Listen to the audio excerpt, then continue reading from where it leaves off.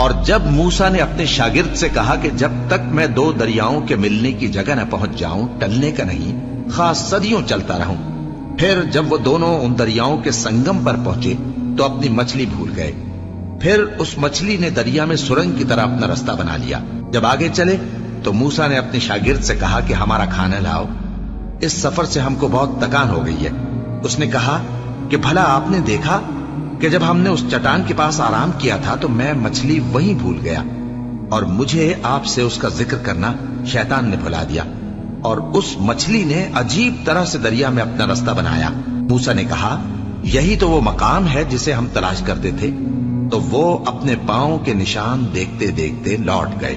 وہاں انہوں نے ہمارے بندوں میں سے ایک بندہ دیکھا جس کو ہم نے اپنے ہاتھ سے رحمت خاص سے نوازا تھا اور اپنے پاس سے ایک خاص علم بخشا تھا۔ موسیٰ نے ان سے جن کا نام خضر تھا کہا کہ جو علم اللہ کی طرف سے آپ کو سکھایا گیا ہے، اگر آپ اس میں سے مجھے کچھ بھلائی کی باتیں سکھائیں تو میں آپ کے ساتھ رہوں۔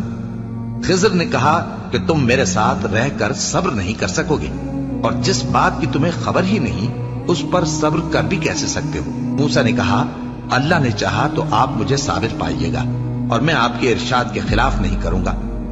خضر نے کہا اگر تم میرے ساتھ رہنا چاہو تو شرط یہ ہے مجھ سے کوئی بات نہ پوچھنا جب تک میں خود اس کا ذکر تم سے نہ کروں۔ تو دونوں چل پڑے، یہاں تک کہ جب کشتی میں سوار ہوئے تو خضر نے کشتی کو پھاڑ ڈالا۔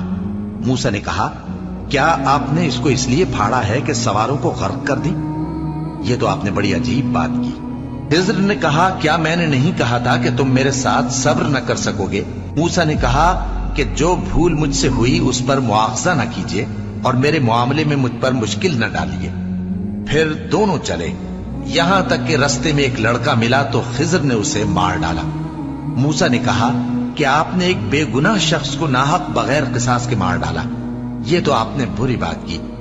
خضر نے کہا کیا میں نے نہیں کہا تھا کہ تم سے میرے ساتھ صبر نہیں ہو سکے گا؟ انہوں نے کہا کہ اگر میں اس کے بعد پھر کوئی بات پوچھوں یعنی اعتراض کروں تو مجھے اپنے ساتھ نہ رکھیے گا کہ آپ میری طرف سے عذر کے قبول کرنے میں حد کو پہنچ گئے ہیں۔ پھر دونوں چلے، یہاں تک کہ گاؤں والوں کے پاس پہنچے اور ان سے کھانا طلب کیا۔ انہوں نے ان کی ضیافت کرنے سے انکار کیا۔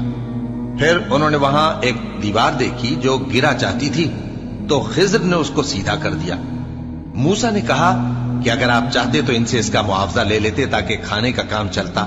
خضر نے کہا کہ اب مجھ میں اور تم میں علیحدگی، مگر جن باتوں پر تم صبر نہ کر سکے میں ان کا تمہیں بھید بتائے دیتا ہوں کہ وہ جو کشتی تھی غریب لوگوں کی تھی جو دریا میں محنت کر کے یعنی کشتیاں چلا کر گزارا کرتے تھے، اور ان کے سامنے کی طرف ایک بادشاہ تھا جو ہر اچھی کشتی کو زبردستی چھین لیتا تھا۔ تو میں نے چاہا کہ اسے عیبدار کر دوں تاکہ وہ اسے غصب نہ کر سکے۔ اور وہ جو لڑکا تھا اس کے ماں باپ دونوں مومن تھے۔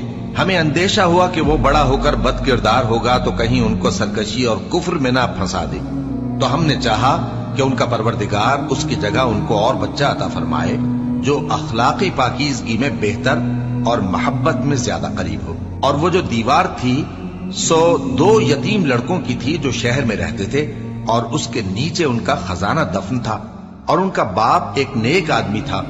تو تمہارے پروردگار نے چاہا کہ وہ اپنی جوانی کو پہنچ جائیں اور پھر اپنا خزانہ نکالے۔ یہ تمہارے پروردگار کی مہربانی ہے، اور یہ کام میں نے اپنی طرف سے نہیں کیے، یہ ان باتوں کی حقیقت ہے جن پر تم صبر نہ کر سکے۔